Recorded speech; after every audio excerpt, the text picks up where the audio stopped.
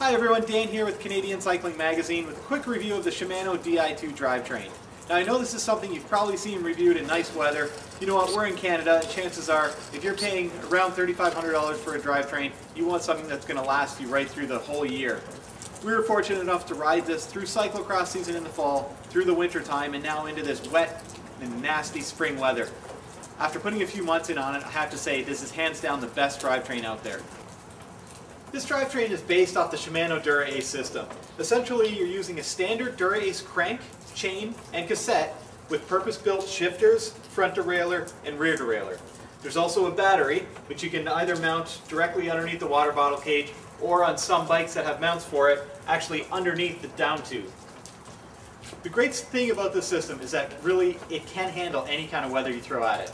We were fortunate enough to test this during cyclocross season in the fall, which was incredibly muddy, and right through the winter.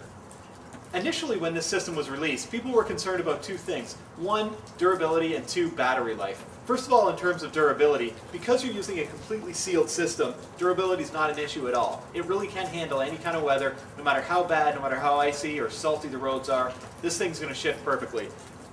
As far as battery life goes, again, not an issue whatsoever. We've been using this system since the start of cyclocross season, again, right through the winter, and we have not charged the battery once. We haven't even got a low battery light come on yet. Essentially, this thing will probably last you the entire season without having to recharge it. But it does come with a battery station, so if you need to recharge it, you can just simply do it overnight. As far as concerns that we ran into, a couple of small issues. One, if you're riding in the wintertime, we did find that with thick gloves, the buttons are a little bit hard to feel. It takes a little bit of getting used to know when you're actually shifting these things. Because you're not actually pushing the lever in, it's more of a button. The other small issue that we ran into was with the rear derailleur. Because we were racing this during cyclocross season, across very bumpy conditions, what we found was that as the rear derailleur would bounce up and down, the way the cable was routed on this particular giant bike, it was actually pulling the cable out of the rear derailleur, meaning you couldn't actually shift. What we did was simply run a little bit of electrical tape around the derailleur just so that it was holding the cable in place. It seemed to fix the problem completely. Other than that, we really didn't have any issues at all. Of course, price is a little bit of a factor. The MSRP on this has dropped down to under $3,500 now, which really does make it a little more reasonable. The thing is, if you're looking at one of the high-end drivetrains out there, be that Dura-Ace, SRAM Red, or one of the top camping groups, really this is a fantastic option.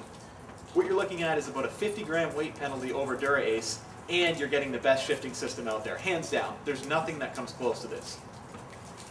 Obviously, we'd like to see that price drop down a little bit more, and there have been rumors that you're going to see some trickle-down effect with electronic shifting, maybe coming down to one of the lower tiers. We'll see if that happens or not. Shimano has definitely not confirmed in any way that they're going to do that, but that certainly would be a great thing if we could see this on a lower price point.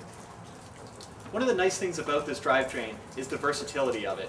Really, if you want to run this thing 12 months a year, you could put this on your road bike, run it during the summer months, and if you're serious about cyclocross, put it on your cyclocross bike and run it through the fall season, and even keep it on that bike and run it through the winter like we did. Really, it's made to handle that kind of weather. As far as installation goes, this is not going to be as easy of an install as a standard cable-based system. So what I recommend, take it to your local bike shop, get them to install it. So at just under $3,500, this definitely is not a cheap drivetrain, and it's not going to be something for everybody. However, I really do feel like it's the best drivetrain on the market right now. I think more and more people are going to be getting onto electronic systems as we move through the years. It just makes a whole lot of sense on a whole lot of different levels. And as you see that price point drop down, you're going to see more people riding this. If you have the opportunity, go to your local bike shop, try it, give it a shot. I really think that you're going to like it.